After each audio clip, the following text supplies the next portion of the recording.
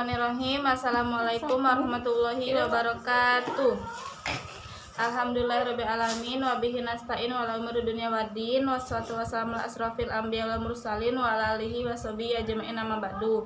Baiklah, pada kesempatan kali ini kami akan mempresentasikan makalah kami kelompok 9. Sebelumnya kami akan memperkenalkan teman-teman saya. Yang pertama Anissa Adi Ramadhani, yang kedua Despita Sari, yang ketiga saya sendiri yaitu Arita Alfa. Di sini kami akan mempresentasikan makalah yang berjudul Motivasi Belajar dalam Dimensi Hadis. Pada pemaparan yang pertama yang akan dipaparkan oleh saudari Despita Sari. Kepada Despita Sari dengan segala hormat kami persilakan. Assalamualaikum warahmatullahi wabarakatuh. Baiklah, saya akan memaparkan makalah mulai dari latar belakang. Islam mewajibkan umatnya untuk menuntut ilmu. Berkaitan dengan kewajiban tersebut banyak ditemukan hadis Nabi Muhammad SAW, baik secara implisit maupun eksplisit, yang memotivasi umat Islam untuk selalu belajar dan menuntut ilmu tanpa membedakan ilmu agama dengan ilmu umum. Motivasi tersebut dapat berupa ekstrinsik maupun intrinsik. Banyak hadis Nabi Muhammad SAW, ayat atau hadis yang menunjukkan dorongan atau anjuran kepada umat Islam untuk menuntut ilmu tanpa membedakan antara laki-laki dan perempuan. Kewajiban menuntut ilmu tersebut dibarengi dengan urgennya faktor-faktor pendukung untuk meningkatkan semangat belajar dalam menuntut ilmu. Itulah alasan mengapa kami mengangkat tema ini dalam makalah. Salah satu faktornya adalah metode tentang motivasi belajar yang akan dibahas dalam PowerPoint ini. Selanjutnya, pengertian motivasi. Secara bahasa, kata motivasi berasal dari bahasa Inggris, yaitu motivation, merupakan bentuk dasar dari kata motif yang mengandung arti alasan atau yang menggerakkan. Sedangkan menurut Kamus Besar Bahasa Indonesia, motivasi mengandung arti sebagai dorongan, semangat, stimulasi, dan rangsangan. Sedangkan pengertian motivasi secara terminologi adalah suatu tenaga, dorongan, alasan, kemauan dari dalam yang menyebabkan kita bertindak, di mana tindakan itu diarahkan kepada tujuan tertentu yang hendak dicapai. Menurut perspektif hadis, motivasi merupakan dorongan kepada setiap orang muslim dan mukmin untuk selalu rajin. Beberapa ungkapan yang dapat menjadi motivasi belajar antara lain adalah hadis yang mengemukakan perbandingan orang yang berilmu dengan orang yang tidak berilmu.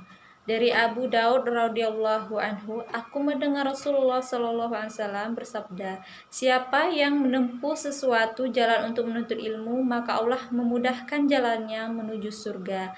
Hadis ini mengandung motivasi ekstrinsik, artinya motivasi atau dorongan belajar yang datang dari luar, bahwa orang yang berilmu dan menuntut ilmu akan mendapatkan keutamaan seperti dimudahkan jalannya ke surga. Dihormati yang tujuannya adalah untuk menguatkan motif yang melatar belakangi seorang untuk menuntut ilmu. Dalam menuntut ilmu, Islam tidak membedakan antara laki-laki dan perempuan. Qala Rasulullah sallallahu alaihi wasallam, "Idza mata ibnu al-insanu in qata'a amaluhu illa min salasin sadaqatihi riyatin aw ilmin yang tafi'u bihi aw waladin sholihin yad'u lahu." Rasulullah SAW bersabda, apabila manusia telah mati, maka putuslah pahala amalnya selain dari 3, yaitu sedekah jariah, ilmu yang bermanfaat, dan anak yang soleh yang mendoakan. Hadis riwayat Muslim. Dari hadis ini dapat dipahami bahwa seorang muslim yang berilmu pengetahuan dan mampu memanfaatkan ilmunya sesuai dengan tuntunan agama Islam, maka dia akan mendapat reward dunia akhirat, di mana di dunia akan mendapat segala kemudahan dalam urusan dunia, dan di akhirat mendapat amalannya mengalir dari orang lain yang telah mendapatkan ilmu pengetahuan yang bermanfaat darinya. Kemudian B. Aspek dalam motivasi. Dari Clifford T. Morgan yang dikutip oleh Westi Sumanto. Yang pertama, keadaan yang mendorong tingkah laku. Kedua, tingkah laku yang didorong oleh keadaan tersebut. Kemudian tujuan dari tingkah laku tersebut. Menurut McDonald, yang pertama, bahwa motivasi itu dimulai dengan suatu perubahan tenaga dalam diri seorang. Keadaan ini bisa disebut dengan kebutuhan. Kemudian motivasi ditandai oleh dorongan efektif. Yang terakhir, motivasi ditandai oleh reaksi-reaksi mencapai tujuan pribadi yang termotivasi, mengadakan respon-respon tertuju ke arah suatu tujuan. Baiklah, itulah pemaparan dari saya, dan selanjutnya kembali ke moderator. Assalamualaikum warahmatullahi wabarakatuh. Baiklah, terima kasih kepada moderator. Selanjutnya C. Macam-macam motivasi. Menurut psikologi, motivasi intrinsik adalah motivasi internal untuk melakukan sesuatu demi sesuatu itu sendiri atau tujuan itu sendiri. Motivasi ekstrinsik sering dipengaruhi oleh insentif eksternal seperti imbalan dan hukuman. Intrinsik, motivasi intrinsik mengacu kepada faktor-faktor dari dalam tersirat baik dalam tugas itu sendiri maupun pada siswa. Motivasi intrinsik yaitu motivasi yang aktif atau berfungsi, tidak perlu ada rangsangan dari luar. Motivasi intrinsik ialah dorongan untuk melakukan suatu tindakan yang mana tujuan yang dicapai berada dalam dirinya sendiri. Motivasi intrinsik yaitu motivasi yang timbul dalam diri seseorang. Maksudnya siswa belajar karena belajar itu sendiri dipandang bermakna dapat bermanfaat bagi dirinya. Motivasi ekstrinsik bahwa tujuan-tujuan yang itu terletak di luar perbuatan itu, yakni tidak terkandung di dalam perbuatan itu sendiri. Motivasi ekstrinsik itu mengacu pada faktor-faktor dari luar. Motivasi ekstrinsik itu ialah dorongan yang datang dari luar diri individu. Fungsi motivasi mendorong manusia untuk berbuat, jadi sebagai motor atau penggerak atau melepaskan energi, menentukan arah perbuatan, yakni ke arah tujuan yang hendak dicapai. Menyeleksi perbuatan, yakni menentukan perbuatan-perbuatan apa saja yang harus dikerjakan yang serasi guna mencapai tujuan itu dengan menyisihkan perbuatan-perbuatan yang tidak bermanfaat bagi tujuan tersebut.